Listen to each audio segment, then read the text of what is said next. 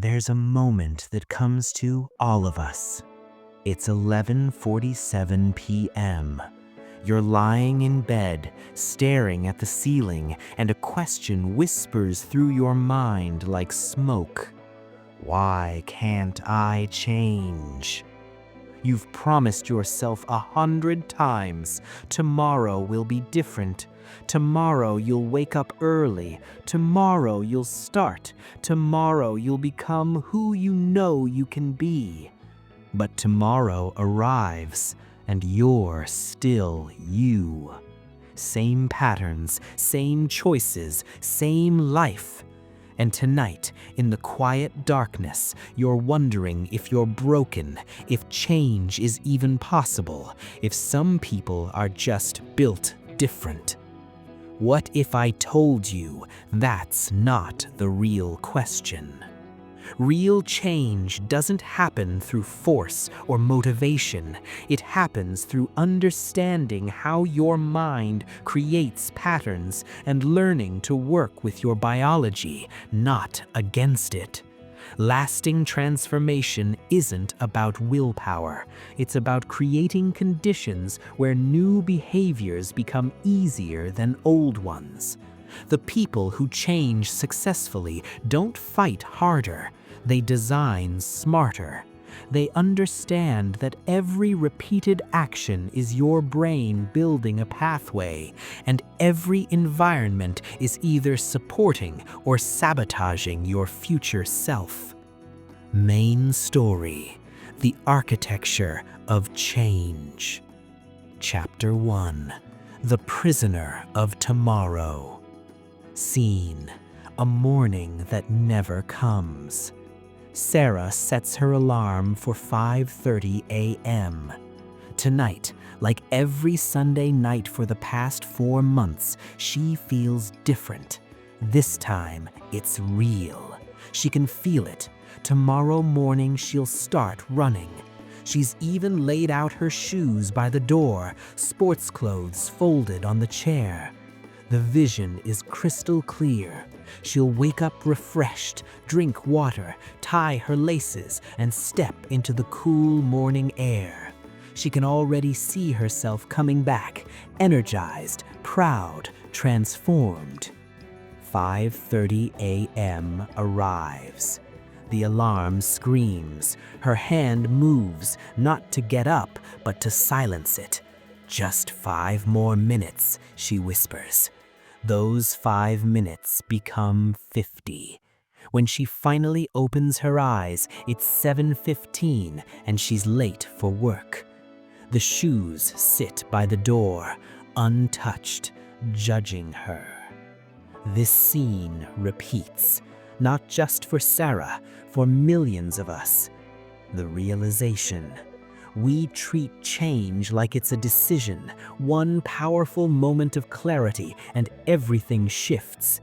But here's what nobody tells you: your brain doesn't work that way. Every behavior you have, every action you take automatically is a neural pathway that's been carved into your mind through repetition. Think of it like a hiking trail. The first time someone walks through a forest, there's no path. It's difficult. Every step requires conscious effort, pushing through branches and uncertainty. But if people walk that same route every single day for months, something happens. The grass gets flattened, the dirt gets compressed.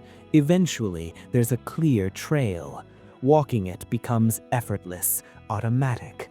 Your morning routine, that's a well-worn trail. Your response to stress, that's a highway. Your evening habits, that's a 6-lane superhighway with no exits. And here's the truth that will change everything. You're not fighting against your old self. You're fighting against thousands of repetitions. Life application. Stop expecting immediate transformation. When you try to wake up early after years of sleeping in, you're not just choosing differently.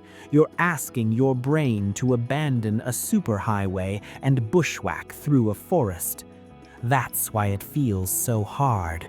It is hard, and understanding this removes the shame. You're not weak, you're human. Change isn't a moment of decision, it's 1,000 small moments of repetition. The trail builds slowly, and that's not a failure. That's how transformation actually works. Have you ever felt like you're stuck in a loop, promising yourself change, but waking up to the same patterns? Share your experience in the comments. Chapter 2: The Myth of 21 Days. Scene: the promise that breaks hearts. Marcus reads an article online. Form any habit in just 21 days. He feels a surge of hope. 21 days, 3 weeks, that's manageable. He can do this.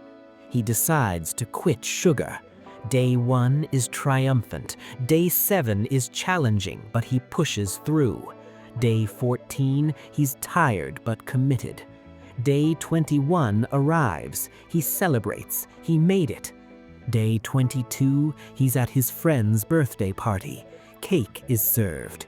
Just one slice, he thinks. I already built the habit. That one slice becomes one slice every day. Within 2 weeks, he's back where he started. The confusion hits him like a punch. I did the 21 days. Why didn't it work? The realization. The 21-day rule is one of the most damaging myths in personal development. It came from a misinterpretation of a plastic surgeon's observation in the 1960s. He noticed that patients took about 21 days to adjust to their new appearance after surgery.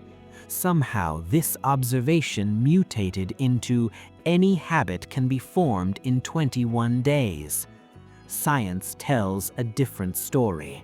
Research shows that habit formation takes anywhere from 18 days to 254 days, depending on the complexity of the behavior and the individual.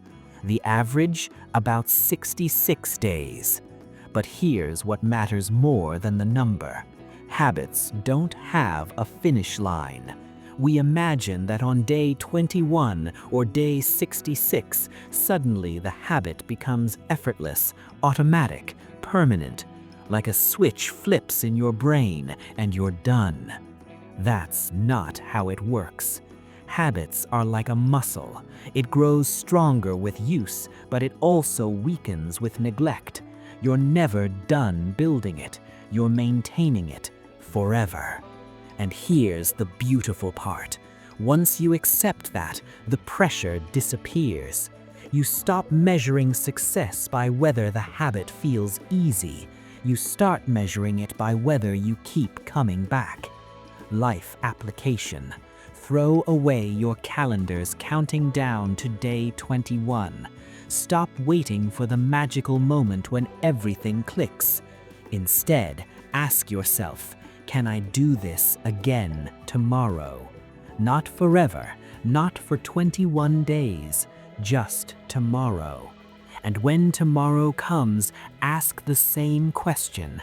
This is how change that lasts is built, not through distant timelines, but through the quiet commitment of one more day. The calendar doesn't make you free, the repetition does. Stop counting days and start showing up. The habit isn't the destination. The journey is the habit itself. Reflection question. Have you ever counted down to a specific number of days, thinking that's when change would feel natural? What happened?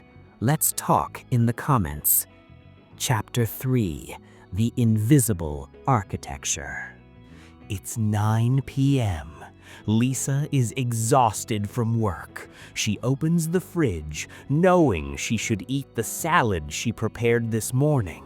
Right next to the salad container is leftover pizza, cold but instantly available. She stands there for 3 seconds. The pizza is in her hands. She tells herself she has no willpower, that she's weak, that she'll never change. But this isn't about willpower. This is about architecture. The realization. Your environment is quietly voting on who you become. Every single second of your life, you're surrounded by cues, visual, sensory, social, that trigger automatic responses. You don't consciously think, "I'm going to eat pizza." You see pizza. Your brain recognizes the pattern. Tired plus pizza equals comfort. The decision is made before you're aware you're making it.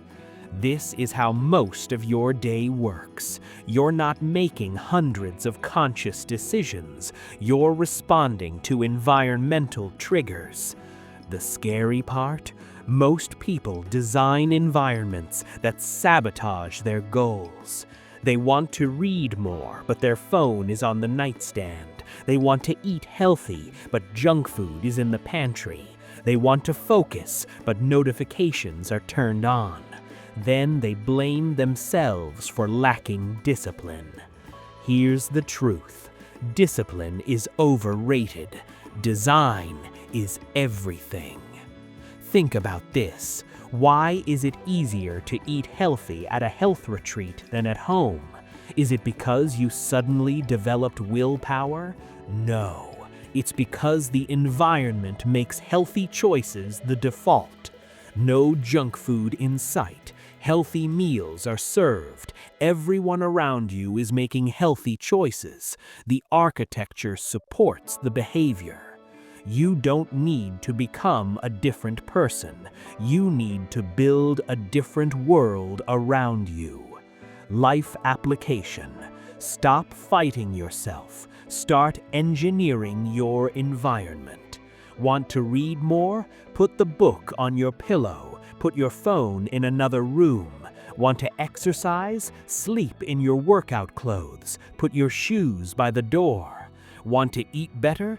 Don't bring junk food into your house. But I have willpower. No, you're human. Remove the option. Make the good choice the easy choice. Make the bad choice require effort. This isn't cheating. This is intelligence. You are not weak for responding to your environment. You are human. Stop battling temptation and start removing it. The strongest people aren't the ones who resist. They're the ones who never have to. What's one change you could make to your environment tonight that would make tomorrow easier? Share it below. You might inspire someone else. Chapter 4. The 2-Minute Revolution. Scene. The gym membership gathering dust. Jason joined a gym on January 1st. He was ready. He paid for a full year. His plan? Hit the gym every day. 1 hour, full workout, transform his body. He went twice. Now it's March, and his gym card sits in his wallet like a reminder of failure. The thought of going overwhelms him. 1 hour, changing clothes, the drive there, the workout, the shower, the drive back. It feels impossible. So he doesn't go, and every day he doesn't go, the guilt gets heavier. The realization. The problem isn't his motivation. The problem is his starting point. Most people fail not because they can't do the thing. They fail because they're trying to do too much of the thing. They want to read, so they commit to reading for an hour. They want to meditate, so they download a 30-minute guided session. They want to write, so they set a goal of 1,000 words per day. These goals sound inspiring. They feel ambitious, and they absolutely guarantee failure.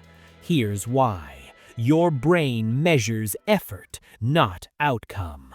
When you think about working out for an hour, your brain calculates the physical discomfort, the time commitment, the energy required. Before you even start, it's screaming, "This is too much." So you don't start. But what if the goal wasn't 1 hour? What if it was 2 minutes? Not go to the gym and work out, just put on gym shoes. Not read for an hour, just read 1 page. Not meditate for 30 minutes, just sit down and close your eyes for 60 seconds. Suddenly, the resistance disappears. Your brain can't argue with 2 minutes. Here's the secret. Once you start, you usually continue. The hardest part of any action isn't the action itself, it's the transition from not doing to doing. That friction point is where most people quit. 2-minute habits remove the friction. You put on gym shoes and then you think, well, I'm already dressed, might as well go outside. You read 1 page and suddenly you've read 10. You sit for 1 minute and 5 minutes pass. But even if you don't continue, even if you really do just put on shoes and take them off, you've won, because you're building the pattern, you're carving the trail. Life application. Pick one behavior you've been avoiding, shrink it down to a 2-minute version. Don't commit to the full behavior, commit only to starting.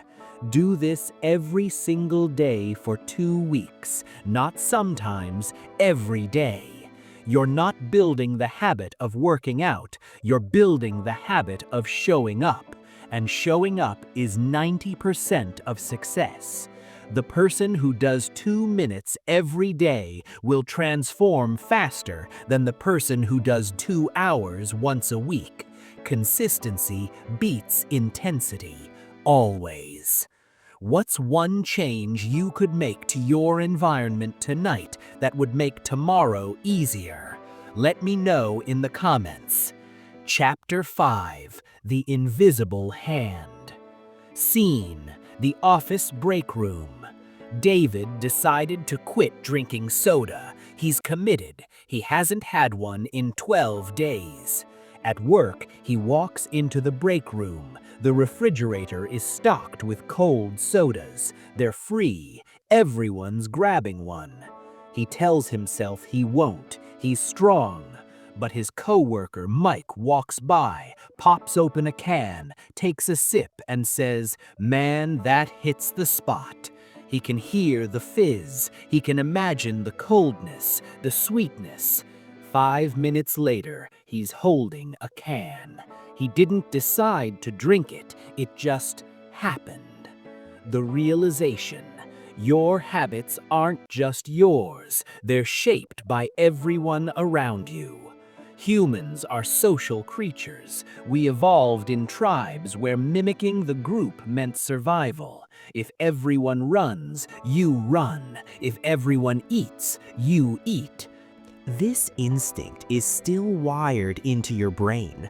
You unconsciously mirror the people you spend time with. You're around people who complain, you start complaining. You're around people who scroll endlessly, you scroll endlessly. You're around people who eat junk food, you eat junk food. And the terrifying part, you don't even notice it happening. You think you're making independent choices, but your social environment is quietly influencing every decision. This is why joining a gym where everyone is fit makes getting fit easier.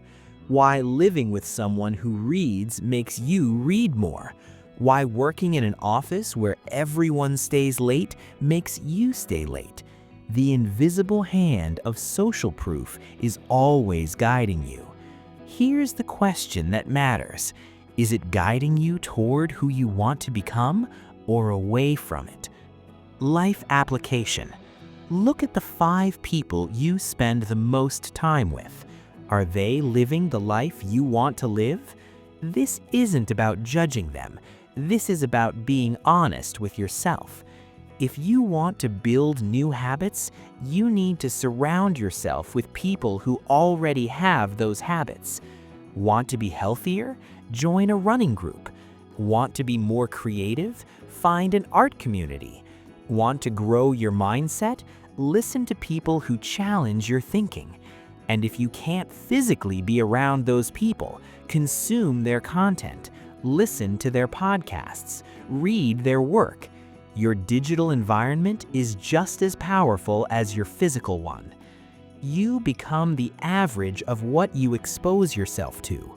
Choose carefully. You can't outgrow an environment that keeps pulling you backward. Sometimes the most important change isn't what you do, it's where you do it and who you do it with. Who in your life is positively influencing your habits? And is there anyone or anything that's holding you back? Share your thoughts below. Chapter 6: The Season of Breaking. Scene: the relapse. It's been 43 days. 43 days since Jennifer quit smoking. She's proud. She feels strong. She tells people, "I don't smoke anymore." She believes it. Then her father dies. The grief is crushing. She can't breathe. She can't think. The funeral ends and she's standing outside, numb. A friend offers her a cigarette. She takes it. She hates herself immediately. I'm back to zero. All that progress, gone. The realization: one slip doesn't erase 43 days. But the story you tell yourself about that slip can. This is one of the cruelest tricks our minds play on us, the all or nothing thinking. You're either perfect or you're a failure. You're either on track or you've ruined everything. One mistake means you're back at square one. But that's not how progress works. If you're walking up a mountain and you slip and fall 3 steps, are you back at the bottom? No, you're still 95% of the way up. The danger isn't the fall. The danger is thinking you failed so completely that there's no point in getting back up. Here's the truth: habits aren't fragile, they're resilient. Missing once doesn't destroy the pattern. Missing twice doesn't destroy it. What destroys it is giving up entirely. You smoked 1 cigarette after 43 days? That doesn't make you a smoker again. That makes you someone who's quit smoking and had a cigarette during an impossible moment. Get back up. Not tomorrow, not Monday, right now. The gap between who you were and who you're becoming isn't closed by perfection. It's closed by persistence. Life application. When you break a habit, don't spiral. Acknowledge it. I slipped. That happened. I'm human. Then ask, what can I do in the next hour to get back on track? Not next week, not when you feel ready. Now. One decision, one small action. That's all it takes. The faster you return, the less damage is done. Not to the habit, to your identity. Because the real battle isn't against the behavior, it's against the story that you're the kind of person who can't change. You are. You just need to prove it to yourself again, right now. Perfection is a myth that keeps you stuck. Progress is messy, inconsistent, and non-linear. The people who succeed aren't the ones who never fall. They're the ones who get up faster. Have you ever given up on a goal because of one mistake? What would change if you gave yourself permission to be imperfect? Let's discuss in the comments. Chapter 7: The Compound Effect. Scene: the man who plants trees. There's a man who plants a tree every single week, not because he'll see a forest in his lifetime, not because anyone's watching, just because it's what he does. People ask him, why bother? 1 tree a week won't make a difference. He smiles. Check back in 10 years. 10 years pass. He's planted 520 trees. Where there was once empty land, there's now a small forest. Birds nest there. Families picnic in the shade. The air feels different. Someone asks him, "When did you know this would work?" He says, "I didn't. I just kept planting." The realization, the most powerful force in transformation isn't intensity, it's consistency over time. We live in a world obsessed with quick results. Lose 20 pounds in 30 days, build a business in 90 days, transform your life in a weekend seminar. But real change doesn't happen in bursts.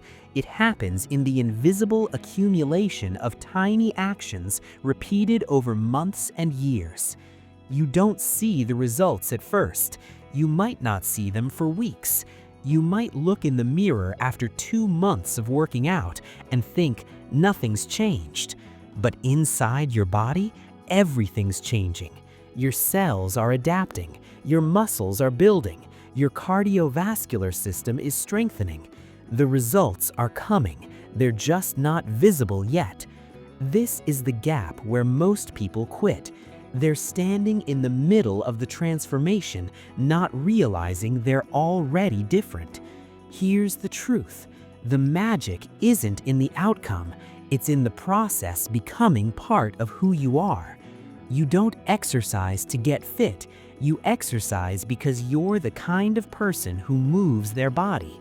You don't read to finish books. You read because you're the kind of person who's curious. The habit isn't a tool to reach a destination. The habit is the destination. Stop asking, "When will I see results?" Start asking, "Am I becoming the kind of person I want to be?" Track your identity, not your outcomes. Every time you do the thing, you're casting a vote for the person you are becoming. One vote doesn't determine the election, but hundreds of votes over months? That's democracy. That's transformation. Trust the process. Show up when it's hard. Show up when it's boring. Show up when no one's watching. Because the person who shows up for themselves repeatedly becomes unstoppable. You are not building a habit, you are building proof. Proof that you're the kind of person who keeps promises to themselves. And that proof compounds into a life you never imagined possible. What's one small action you could commit to for the next 90 days, regardless of immediate results? Share it. Maybe we can support each other in the comments. Chapter 8. The Point of No Return. Scene. The moment it clicks. Month 6. Emma doesn't remember when it happened. She used to force herself to go for morning walks. It was a battle every single day. Alarm goes off. Internal argument begins. Do I really have to? Yes. Get up. But somewhere between month 4 and month 6, something shifted. Now, if she doesn't walk in the morning, she feels off. Not guilty, not like she's failing, just off. Her body expects it. Her mind expects it. It's woven into who she is. She didn't notice the transition. One day she just realized, this isn't a habit anymore. This is just who I am. The realization. There's a point in every transformation where the habit stops being something you do and becomes something you are. You are not someone who exercises. You are an athlete. You are not someone who writes. You are a writer. You are not someone who meditates. You are someone who values their inner peace. This is identity-level change, and it's the deepest, most permanent form of transformation. Most people try to change their actions without changing their identity. They say, "I want to quit smoking," while still thinking of themselves as a smoker. but every action you take is a vote for the type of person you believe you are, and eventually those votes add up. Your identity shifts. When that happens, the behavior isn't hard anymore, it's just obvious. Life application. Stop defining your habits by what you want to achieve. Define them by who you want to become. Don't say, "I want to run a marathon." Say, "I'm becoming a runner." Don't say, "I want to lose weight." Say, "I'm becoming someone who respects their body." Start telling yourself a new story, not as motivation, as truth. Because the story you tell yourself about yourself becomes your reality. Emotional takeaway. You don't rise to the level of your goals. You fall to the level of your identity. Change who you think you are, and the actions follow naturally. Reflection question. If you could describe your future self in one sentence, who would they be? Write it down. Share it in the comments if you're brave enough. You might just inspire someone. FAQs, your questions answered. Q1, why do I start strong but always quit after a few weeks? You're not quitting because you're weak. You're quitting because you're relying on motivation, and motivation is temporary. It's like fuel. It burns fast and runs out. What you need isn't more motivation, it's a better system. Start smaller than you think you should. Make the habit so easy that you can do it even on your worst day. Consistency beats intensity. If you can only do 2 minutes, do 2 minutes every day. The goal isn't to do more, it's to not break the chain. Once you build the pattern of showing up, expanding becomes natural. Q2, how long does it actually take to form a habit? There's no universal number. Research shows anywhere from 18 to 254 days, with an average around 66 days, but that's just when a behavior starts to feel more automatic. The truth is, habits don't have a finish line. They're not something you complete, they're something you maintain. The question isn't, when will this be easy, but can you keep showing up? Stop waiting for the magical day when it doesn't require effort. Accept that some effort will always be needed, but it gets lighter over time. Focus on repetition, not perfection. Q3, what should I do when I break my habit streak? First, breathe. One mistake doesn't erase all your progress. The neural pathways you've built are still there. The danger isn't the slip, it's the story you tell yourself afterwards. Don't spiral into shame. Don't wait for Monday or next month to restart. Get back on track immediately. The next meal, the next hour, right now. Think of it like this: if you drop your phone, you don't throw it in the trash. You pick it up and keep going. Your habit is the same. Miss once, get back up. Miss twice, get back up. The faster you return, the stronger you become. Q4, how do I stay consistent when life gets chaotic? This is when your system matters most. When stress hits, your brain defaults to old patterns. If your habit requires high willpower, it'll collapse. But if you've designed your environment and made the habit small enough, it survives chaos. Keep an emergency version of your habit ready. If you can't work out for 30 minutes, do 5. If you can't meditate for 10 minutes, do 1. The goal during chaos isn't performance, it's presence. Show up in whatever way you can. Protect the pattern, not the intensity. Surviving the chaos keeps the habit alive, so you can rebuild when things calm down. Conclusion: the quiet revolution. Change is not loud, It doesn't announce itself with fireworks. It doesn't arrive in a burst of inspiration one Monday morning and fix everything by Friday. Real change is quiet. It's the alarm you answer when every part of you wants to hit snooze. It's the book you open when the screen would be easier. It's the walk you take when your legs feel heavy. It's the moment you fall, and instead of staying down, you whisper to yourself, "One more time." We spend so much of our lives waiting for transformation to feel big, waiting for the moment we finally have it all together, waiting to become the person we see in our minds. But that person, they're not waiting for you in some distant future. They're being built right now, in this moment, in the tiny decision you're about to make. Every repeated action is a vote. Every time you show up, even imperfectly, you're telling yourself, "I am becoming." Not perfectly, not quickly, but surely. The trail through the forest gets clearer with every step. The neural pathways in your brain grow stronger with every repetition.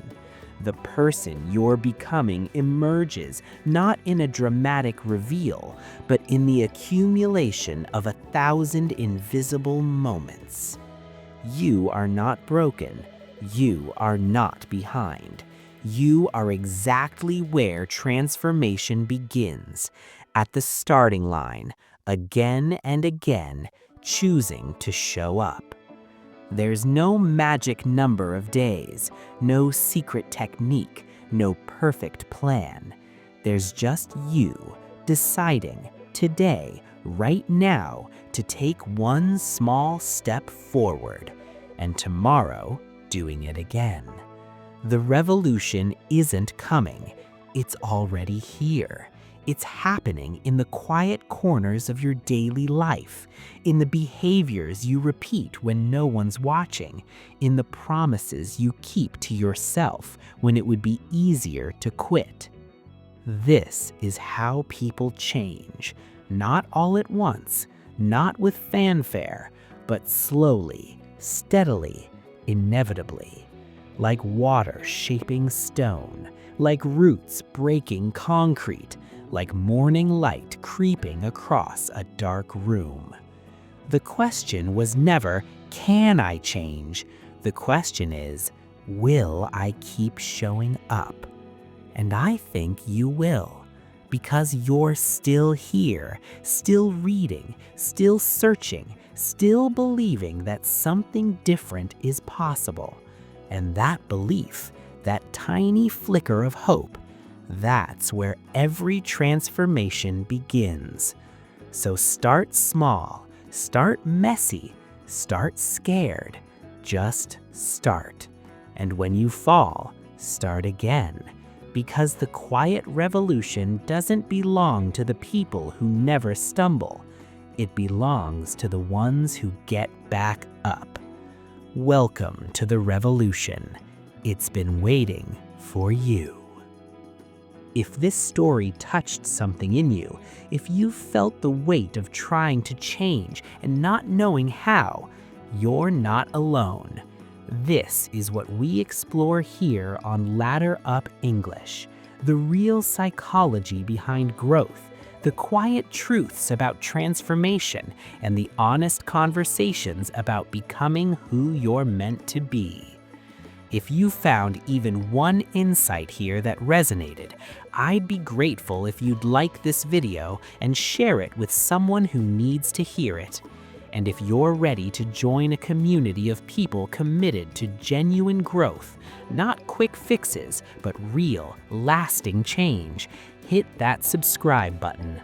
Every week, we dive deep into the philosophy of self-improvement, the science of behavior, and the art of living intentionally. This is Ladder Up English. We're climbing together. See you in the next one.